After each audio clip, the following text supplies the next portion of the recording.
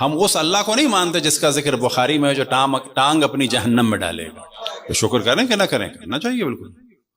وہ والا اللہ کہ جو امرد ہے، کہ جس کے داڑھی مونچھیں نہیں ہیں، جس کے کان میں بندے بھی ہیں، جس کے چہرے پہ گھونگھٹ بھی ہے، ہم اس کو نہیں مانتے. یہ اللہ کون ہے؟ یہ ملا ہے دشمنان اہل بیت کے ذریعے سے. اہل بیت کو جن لوگوں نے چھوڑا، ان کی روایت میں جو اللہ کا چہرہ ہے اس کے لیے لفظ آتا ہے امرد. امرد کیا؟ وہ لڑکا جس کی داڑھی مونچھیں نہیں ہیں، گھنگریالے بال ہیں، موٹا موٹا ہے، تخت پہ بیٹھا ہے، باغ میں چل رہا ہے، کانوں میں اس کے بندے بھی ہیں، چہرے کے اوپر جو ہے وہ ایک گھونگٹ سا بھی ڈلا ہوا ہے.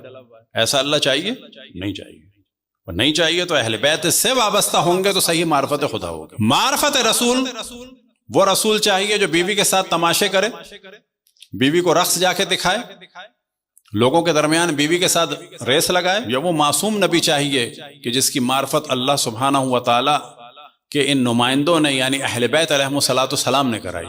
بس جب ہم کہتے ہیں ہم اہل بیت سے وابستہ ہیں تو اس کے معنی یہ ہے کہ ہمیں اللہ کو جاننا ہے اہل بیت کے ذریعے سے، رسول اللہ کو جاننا ہے اہل بیت کے ذریعے سے، قرآن کو سمجھنا ہے اہل بیت کے ذریعے سے، یا بالفاظ دیگر پورا دین لینا ہے اہل بیت کے ذریعے سے. اب یہ دین ملے گا اہل بیت کے ذریعے سے. جتنا اہل بیت کا ذکر ہوگا تو سمجھیں آپ اتنا ہی دین کا دفاع کر رہے ہیں. ہم بار بار یوں توجہ دلاتے ہیں کہ لوگ کہتے ہیں کہ جشن کا کیا فائدہ؟ فائدے سے ان کے ذہن میں کیا آتا ہے کہ جشن کو مائنس کر کے کوئی اسکول بنا دیا جائے. یہ بعض دفعہ آپ نے دیکھا ہے شور چلتا ہے کہ اتنی عزاداری ہو رہی ہے، اس کے بجائے کوئی ویلفیئر کریں. ساری ویلفیئر یاد آتی ہے عزاداری کے مقابلے. نہ شادی میں، نہ ولیمے میں، نہ آئی فون میں، نہ ریسٹورنٹ میں، نہ ریسٹورنٹ کی ٹپ میں، کسی چیز میں یاد نہیں آتی.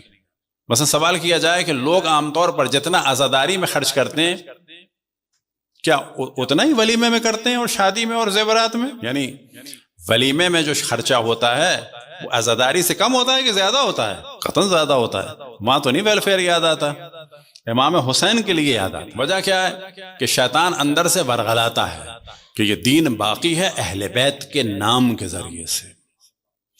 بس اہل بیت کا نام اور ذکر کم کرنے کے بہانے. ایک اور میں مثال دیتا ہوں کہ جو عام طور پہ کراچی میں بھی ہو گیا تھا شروع، کہ جی پہلے ہمارے یہاں 10 مجلسیں ہوتی تھیں تو ہم نے سوچا ایک ہی کریں لیکن ڈھنگ سے کریں. اب پوچھو ڈھنگ سے کیا ہوا؟ یعنی 9 دن ذکر اہل بیت کو ختم کر کے جو 10ویں دن ایک دن آپ نے کر دیا تو اس میں ڈھنگ کیا ہوا؟ بھئی ڈھنگ یہ ہوا کہ دیگیں، یعنی 9 دن ہمارے گھر سے ذکر اہل بیت کو رخصت کر کے 9 دیگیں آ گئیں تو یہ کمال ہو گیا. جتنا زیادہ ذکر اہل بیت ہو اتنا بہتر.